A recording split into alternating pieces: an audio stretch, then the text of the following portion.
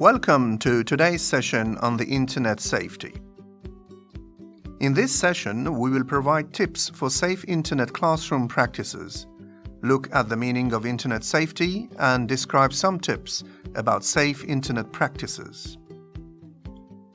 We know the Internet today is used for a variety of purposes. It is a wonderful place to do research, share personal information and photos, play video games, and communicate with people. Yet, despite all these infinite possibilities, we also know it is not always safe for children to surf the Internet. Thus, when we think about online safety, what actually comes to our mind? That's right, building good habits and making responsible choices. But how can this be done in schools? Safety in schools ultimately means parent and teacher involvement where both work together to ensure that similar approaches are being used to deal with Internet safety issues at home and at school. Students and parents are made aware of the school policies regarding the use of the Internet. In addition, the students are expected to sign a pledge stating they intend to adhere to these Internet policies. These policies might include students knowing what to do or who to go to if they feel they are being bullied or threatened online.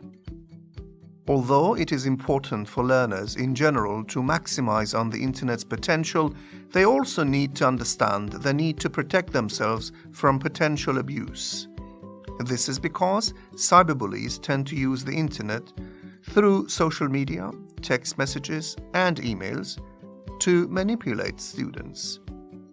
Therefore, we need to educate learners to report these kinds of incidences to a school counselor, teacher, parent, or any other person they trust. Students should realize that not all Internet users have honorable intentions or are who they seem or claim to be. They can often be predators who groom students or cyberbullies who use online tools to exploit them. Before this happens, learners must be taught to ignore unwanted contact, especially from people they have never met. Furthermore, students should understand what information can and cannot be shared online to avoid possible safety risks.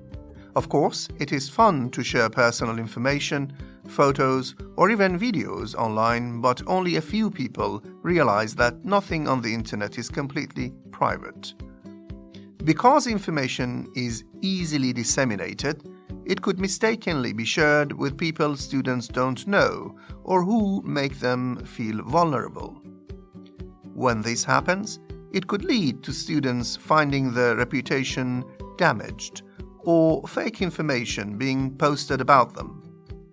Again, learners should be taught to think more carefully before sharing any information, which could cause them some kind of embarrassment were it to fall into the hands of malicious users. To ensure a safe learning environment, teachers themselves should consider the following advice and tips. First, they should check the age appropriateness of the sites they intend to use with their students. The content should be reviewed prior to giving the learners access to them because the content may be unsuitable for a particular stage of learner development. For example, in some countries it would be inappropriate to grant access to a site discussing the human body, or even a theme such as substance abuse without appropriate permission. It is also the teacher's responsibility to know what school protocol they should follow if a child is being bullied. Being aware of cyberbullying and recognizing the signs of a child possibly being targeted may prevent or reduce the attacks from escalating. Teachers should therefore actively monitor students as they use the Internet at school because firewalls and URL filters may not always be 100% foolproof against inappropriate images or pop-ups. Teachers should also establish rules with students agreeing on which sites can be visited in class and for how long. In order to do this, they could have students sign an internet contract and keep the rules visible in the room at all times. This would hopefully help promote responsible and safe internet classroom practice. Teachers should stay up to date and informed about internet safety and also keep all lines of communication open to parents.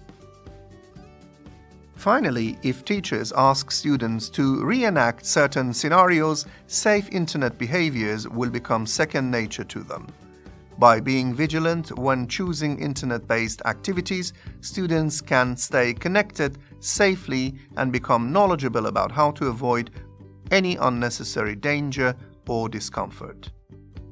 And that brings us to the end of today's session that describes some of the best internet practices for students and teachers alike. If you would like to explore more on any of the topics discussed, click on the links provided at the end of this unit. As always, remember to observe what is happening in your classes and be a reflective practitioner.